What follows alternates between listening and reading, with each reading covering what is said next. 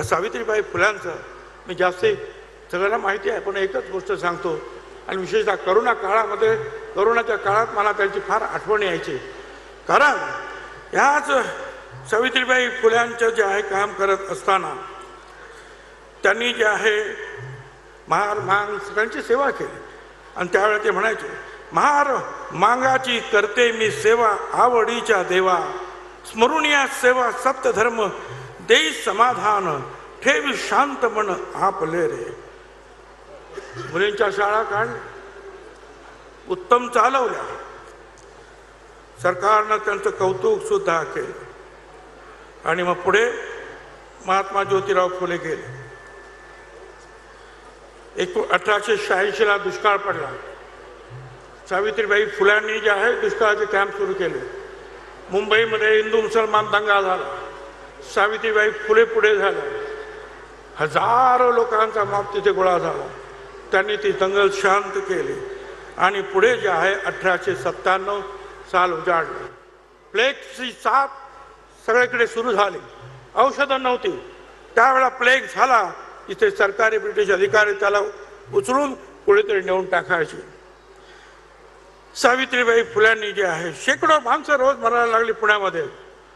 सावित्रीबाई महात्मा ज्योतिराव फुल्यांनी ज्या बालहत्या प्रतिबंधक गृहामध्ये 40 महिलांचं बाळंतपण केलं, त्यातली एक ब्राह्मण महिला, तिचा मुलगा यशवंत, त्याला डॉक्टर केलं. आणि सावित्रीबाई फुल्यांनी सांगितलं की यशवंता, आपण यांची सेवा करायची. आणि पुढे त्याला बोलवून घेतलं, त्यांनी दवाखाना घालायला लावला. आणि मग त्या दवाखान्यामध्ये 8 किलोमीटर लांब पुण्यापासून तिथे सगळ्यांना आणायचं आणि औषध पाणी करायचं. सावित्रीबाई फुले स्वतः त्या पेशंटना घेऊन यायचे. यशवंता त्यांना म्हणाला, अगं आई, तू हे जर करशील तर तुला सुद्धा प्लेग होईल आणि तुझा सुद्धा जीव जाईल. सावित्रीबाई म्हणतात की अगर शेठजी जर असते, शेठजी म्हणजे ज्योतिराव, ते जर असते तर घरात बसले असते का रे? नाही, मी काम सुरू ठेवणार. आणि नंतर एक मुलगा दलित समाजाचा पांडुरंग बाबाजी गायकवाड मुंढवा गावचा, त्याला त्याने प्लेग झालेला पाठीवर घेतलं आणि धावत सुटल्या. 8 किलोमीटर धावत आले. 8. आणि बस त्यांना प्लेग झाला आणि त्यात त्यांचं निधन झालं. मला सांगा, एवढं मोठं जे आहे सामाजिक कार्य, देहदान देण्याचं स्वतः तयारी असलेली, आणि दिलं, हे कुठे आपल्याला सापडलं?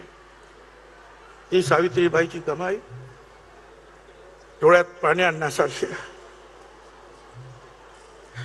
शूद्रांना शिक्षण देण्यासारखं सावित्रीबाई फुले म्हणतात, शूद्रांना सांगण्याजोगा आहे शिक्षण मार्ग हा, शिक्षणाने मनुष्यत्व पशुत्व हटते पहा, विद्या हे धन आहे रे, श्रेष्ठ साऱ्या धनाहून, तिचा साठा जयापाशे, ज्ञानी तो मानवी जन. उठा बंधुनो, अतिशूद्रानो, जागे होऊन उठा, परंपरेची गुलामगिरी ही तोडण्यासाठी उठा, बंधू शिकण्यासाठी उठा.